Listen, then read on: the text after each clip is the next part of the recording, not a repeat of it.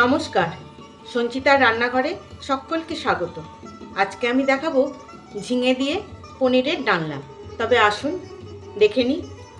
প্রথমেই আমি একটা মশলা করে নেব। সেই জন্য নিয়ে নিলাম মিক্সিং জার। এতে দিয়ে দেব একটু আদা, কাঁচা লঙ্কা, ঝালটা যার যার ইচ্ছে মতো, আর একটা গোটা টমেটো।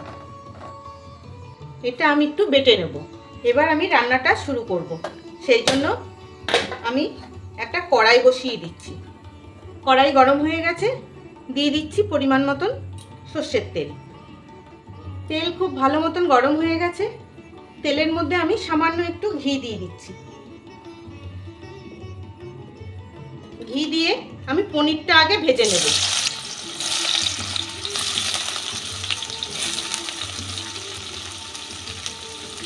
পনিরটা ভাজা হয়ে গেছে, আমি এটাকে তুলে জলের মধ্যে ভিজিয়ে রাখবো।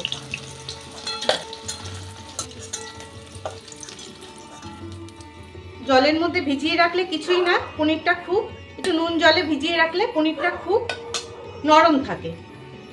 এবার দিয়ে দেবো একটা ফোড়ন, দারচিনি, এলাচ, লবঙ্গ, গোলমরিচ, একটা তেজপাতা, আর অল্প একটু জিরে, সাদা জিরে। সাদা জিরে দিয়ে এই যে ডুমো ডুমো করে আমি কেটে রেখেছি আলু, এই আলুটা ছেড়ে দেবো। আলুটাকেও আমি একটু ভেজে নেব। আলুটা ভাজা হয়ে গেছে, আমি আলুটাকেও তুলে নিচ্ছি। তেলেই দিয়ে দিচ্ছি এরকম ডুমো ডুমো করে কেটে রাখা 2 অর্ধেক করে ঝিঙে।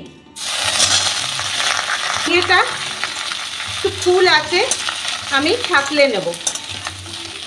আর ঝিঙের মধ্যে কোনো নুন দেওয়া যাবে না, নুন দিলে একদম জল উঠে যাবে। আর একদম ফুল আছে ভাজতে হবে। ঝিঙেটা হালকা ভেজে নিয়েছি, মজে গেছে। আমি এবার ঝিঙেটাকেও তুলে নিচ্ছি। আবার দিয়ে দিচ্ছি অল্প একটু তেল। তেল গরম হয়ে গেছে, এবার দিয়ে দিচ্ছি বেটে রাখা মশলাটা। আদা, কাঁচা লঙ্কা আর টমেটো, বাটি ধোয়া জলটাও দিয়ে দিচ্ছি।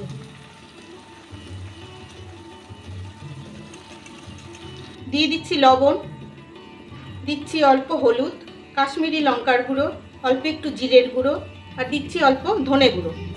সব কিছু দিয়ে আমি মশলাটা খুব ভালো করে কষে নেব। এই মশলাটা কষা হতে হতে আমি আর একটা মশলা করে নেব। সেটা হচ্ছে অল্প একটু চর্মগজ, হাফ চামচ, 2টো কাজু, আর 2 পিস পনিরের টুকরো। এই মশলাটা আমি করে নেব। মশলা খুব সুন্দর ভাজা হয়ে গেছে, দেখুন তেল ছাড়তে শুরু করে দিয়েছে। এবার দিয়ে দেব এই কাজু, চর্মগজ আর পনির বাটাটা। এটা দিয়েও আর একটু কষে নেব।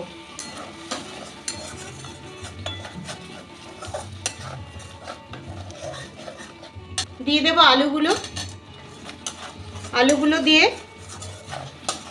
আমি এই মশলাটা কষে নেব।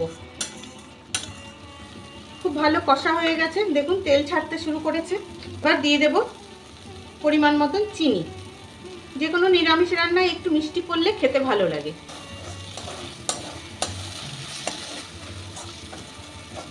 এবার দিয়ে দিচ্ছি ঝিঙেটাও। ঝিঙেটা দিয়েও আর একটু কষে নেব। খুব ভালো করে কষে গেছে, সব তেল ছাড়তে শুরু করেছে। এবার দিয়ে দেব এই ভিজিয়ে রাখা পনির, জল শুদ্ধই দিয়ে দিলাম।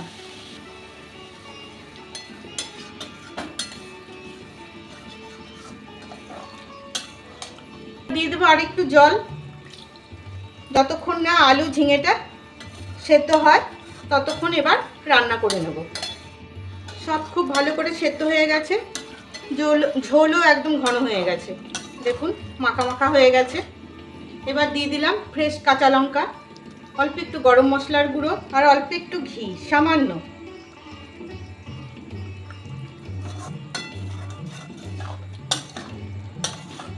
এবার গ্যাস অফ করে ঢেকে রেখে দেবো কম করে 5 মিনিট, যাতে ঘি, গরম মশলা, কাঁচা লঙ্কার গন্ধটা ওর ভেতরে ঢুকে যায়।